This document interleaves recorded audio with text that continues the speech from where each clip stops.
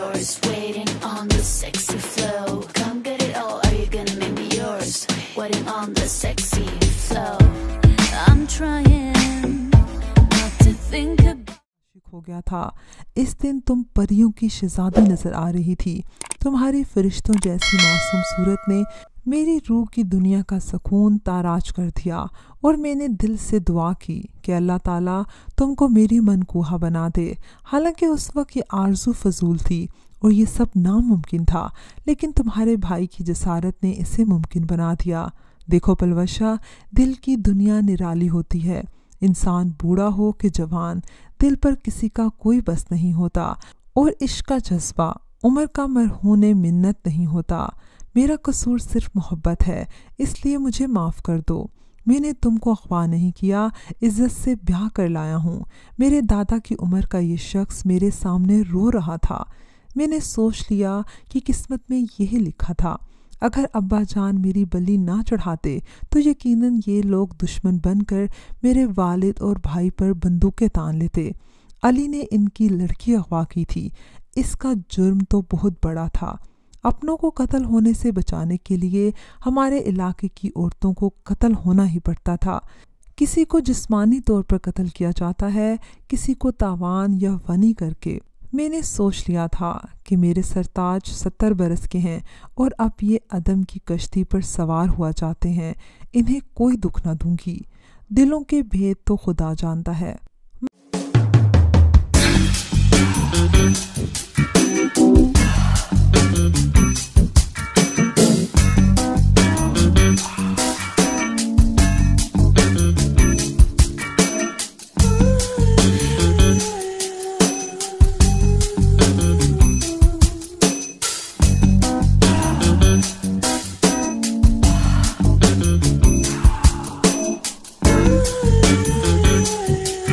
मगर ज़ाहिरन मैंने चेहरे पर मसनूई मुस्कुराहट सजा ली।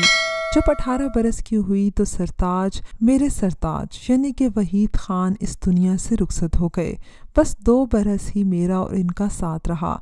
इन 2 बरसों का इनाम इन्हें ज़िंदगी में जन्नत और मुझे जहन्नुम नसीब हो गया। बदकिस्मती ये कि तावान में आई बेवा होने के बाद भी अपने वारिसों के पास वापस नहीं जा सकती थी। मेरी किस्मत का फ़ैसला अब मेरे मियाँ के बेटों ने करना था। तभी मेरे सुतेले बेटों ने बंदूकों पर हाथ रखकर कहा, माँ तुम अब हमारी इज्जत हो और हमारी मलकियत भी हो। जब तक जिंदा हो इसी घर में मुकम्मल आराम और सुकून से रहोगी। कभी मैके वापस जाने का ख्याल दिल में न लाना। जानती हो ना, हमारे कबीले में तलाक नहीं होती और ना बेवा वापस मैके जा सकती है। अलबत्ता अगर अपनी मर्जी से घर से कदम निकाले तो हम तुमको फ़रोख्त करने के मजाज हो जाएंगे। ये एक तंबीह थी। मुझको मरते दम तक इसी ख़ानदान की ग़ुलामी करनी थी। आज भी हैदर की मोहब्बत मेरे दिल में थी। अगर ये मुझे आज़ाद कर देते तो मैं ज़रूर हैदर से दूसरी शादी कर लेती। ये मेरा हक़ था। बेवी के वक्त में 18 बरस की थी, मगर जानती थी घर से एक कदम भी बाहर निकाला तो मेरी ज़िंदगी का वो आखिरी दिन होगा। अली तो लुबना को लेकर शहर चला गया और फिर कभी गांव वापस ना।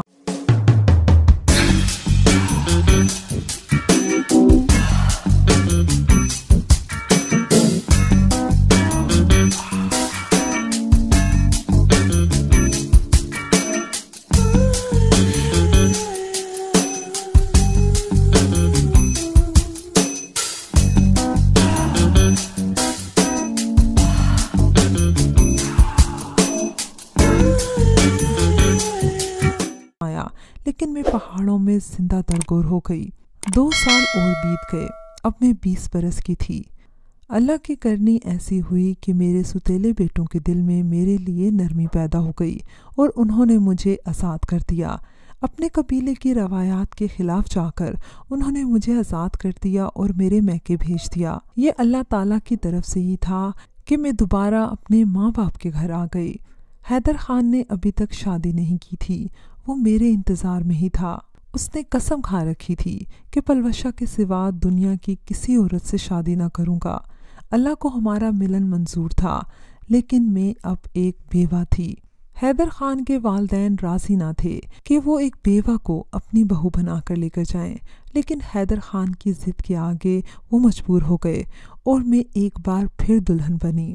لیکن اس دفعہ میں دلہن بن کر بے حد خوش تھی کیونکہ میرے من کی مراد پوری ہونے والی تھی۔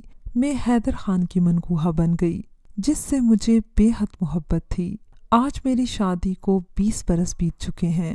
خدا تعالیٰ نے مجھے 3 بیٹوں اور 2 بیٹیوں سے نوازا۔ حیدر خان مجھ سے بے حد محبت کرتا ہے، لیکن آج بھی وحید خان کو یاد کرتی ہوں تو آنسو میرے آنکھوں سے نکل آتے ہیں۔ صرف 2 سال کی رفاقت میں اس شخص نے مجھے بے حد محبت دی۔ بے شک وحید خان ایک بہترین انسان تھا۔ ویورز، مجھے امید ہے کہ آپ کو ہماری آج کی کہانی پسند آئی ہوگی۔ اگر کہانی پسند آئی ہے تو اس کو لائک کیجئے، شیئر کیجئے اور کمنٹ سیکشن میں اپنی رائے کا اظہار لازمی کیجئے گا۔